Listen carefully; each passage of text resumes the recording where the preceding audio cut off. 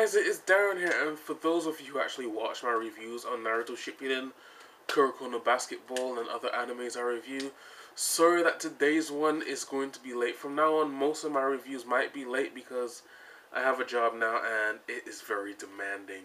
And, saving up for university and all that kind of stuff. But yeah, today's episode, Naruto Shippuden episode 366.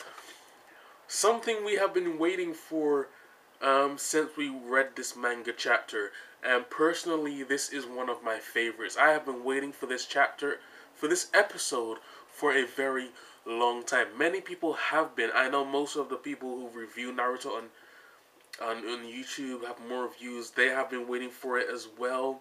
And from here on out till the end of the Hashirama flashback, it's going to be epicness. 366 was epic. It ended with a fight. It began with Talk no Jutsu, but interesting Talk no Jutsu. Not Obito Talk no Jutsu, because we all know how Obito Talk no Jutsu can be. Irritating, emotional, meaningless, and thirsty. Yeah, it's hot in London, so ice water. But yeah, that is the Obito Talk no Jutsu for you. If you don't know what I just said, rewind. But yeah, Hashirama and the fourth Hokage, all four Hokages Talk no Jutsu is interesting.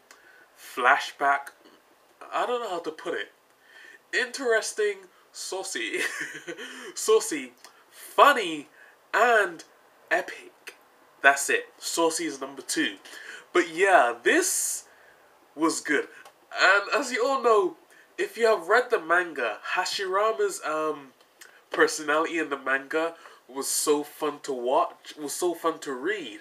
But when watching it now, his personality in the anime is just so bubbly and cute to even, look at. I mean, I know you're probably wondering, cute? That's a very strange word to say about the first Hokage's personality. No, it's not. Hashirama's personality is cute, funny. It's there on the emotional, funny, status that it is. It's interesting to know that this guy who has been praised as a god of the shinobi world, they're not praising the sage of the sixth pass, because no one really, sorry, my cold makes me sound weird. No one really knows his face or what he's really done for the entire world as a whole. All they know is that he is the creator of all chakra, apparently. But if you read the manga, you know he is not. Spoiler alert. But yeah, Hashirama, a guy who is praised as a god in the shinobi world because of his wood style ninjutsu, the fact that he doesn't need to use hand signs to even create jutsu, and the fact that he has ultimate healing powers. And to find out that his personality is so bubbly towards other people is amazing, and it has been like that for ages, since he was a child, and it was so good to watch. When reading the manga of Sasuke asking the Hokage's questions, it pissed me off, because who is this brat to ask these Hokages these kind of questions? And when watching it in the anime, it just makes me wonder, who the F is this brat to be asking these shinobi, these praised Hokage level shinobi, these kind of questions? So, before that, we know when Hashirama was all bubbly and everything, he noticed that Minato's there, and he's wondering, who the hell are you? And he realized, he's the fourth Hokage, and he was so, happy to see that the village had a fourth Hokage. But he was also saddened to know that you're dead. So, not only does Hashirama love his friends, but he actually loves the village as well, because he is the one who built it. The foundation is built upon him. He is the reason why the Leaf Village exists exists today. Not because of his wood style ninjutsu. It's because that he inspires people to come towards, to come together and, create peace. And that is what the Leaf Village is all about. Peace and the will of fire. Except for the underground CIA agent known as the Foundation and all this secret bullshit that happens behind the Hokage you know, all the secret stuff that Hokages do, that's not found on Peace. As we know, when you're a Hokage, you have to deal with some crap, and I'll just explain that more later on.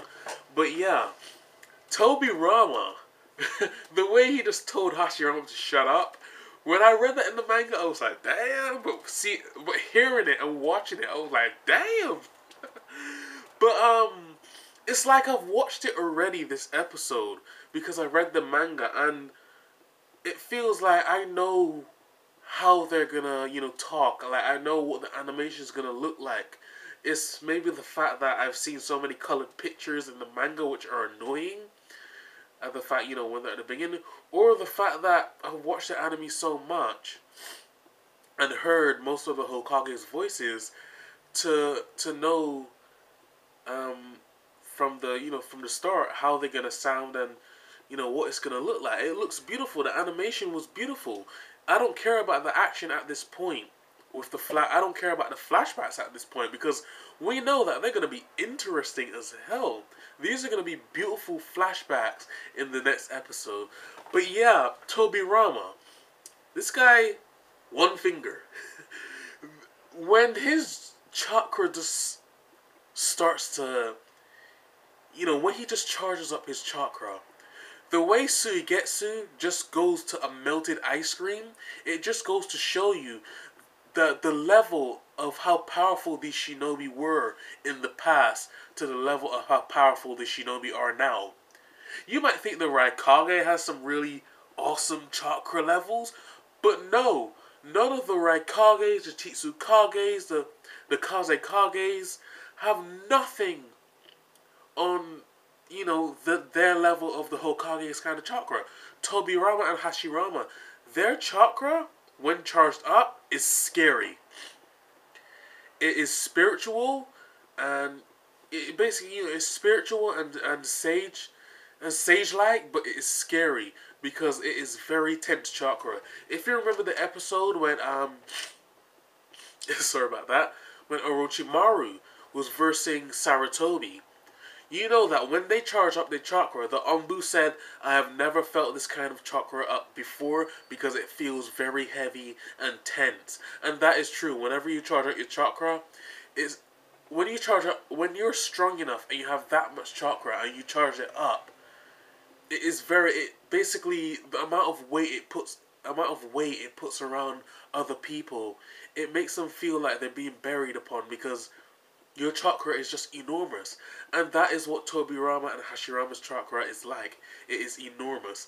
But when Hashirama did his, everyone was scared shitless. Even Sasuke. And I love to see that he was scared shitless. Because he acts like a badass.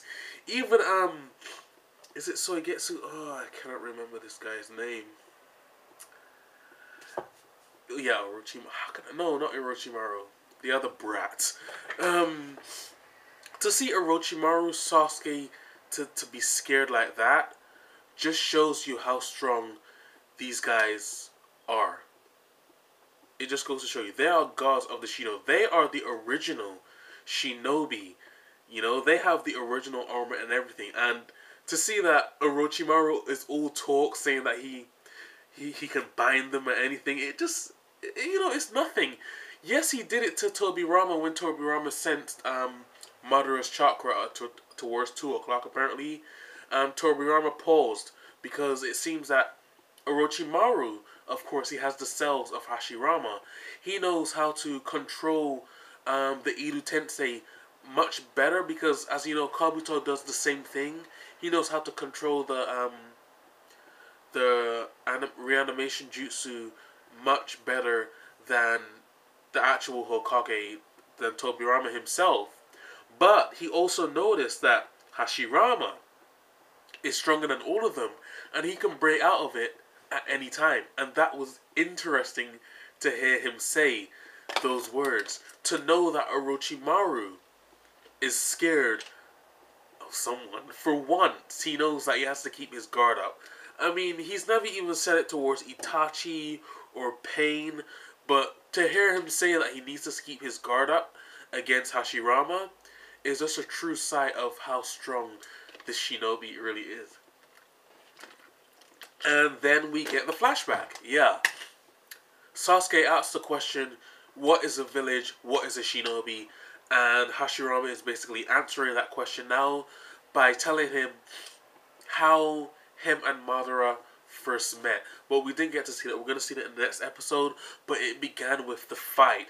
The fight we have been wanting to see for years. We got it to see it in the game, Naruto Ultimate Ninja Storm 3. And now we are finally going to see it without the music. We're going to hear their voices. We actually got to hear the narration. Well, not the narration, their voices, in fact. And the animation on this fight was just amazing. The way Madara infused the Susanoo over the Ninetales to protect it from Hashirama's Dragon Wood style jutsu from when he caught the Bijubon and threw it back at the Ninetales was just amazing. And as you know in the manga, spoiler alert, as you know in the manga, Sasuke does the same thing with Naruto. I said spoiler alert. I'm not going to say anything more about what happened in the manga. But yes, Hashirama used his Sage Art to summon the 1,000 hands of I cannot remember.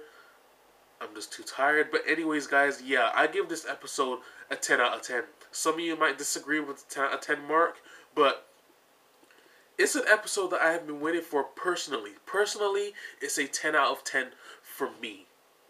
Animation-wise, it was perfect. Narration-wise, it was perfect. The personality of these Hokages and all the characters in Naruto Shippuden as a whole in this episode was amazing. I give it a 10 out of 10. Most episodes that you see a 10 out of 10 because their action and their animation, but this was pure narration, talk no jutsu, which was interesting talk no jutsu, and a beautiful flashback we have been waiting for ages. So that's why it's a 10 out of 10 for me. Anyways, guys, my name is Darren. Please like, rate, and subscribe. It will like and subscribe. What's the point of rating? Like and subscribe. It will help me out a lot to grow my YouTube channel. And I'll see you guys next week. My review will be around, I'll say 2 p.m. this time, Eastern European time. But anyway, yeah, Eastern European time. But anyways, guys, thank you guys for watching my review. I appreciate it. And I'll see you guys when I see you guys. Peace. Oh yeah, Kuroko no basketball. I'm going to check on that. Bye.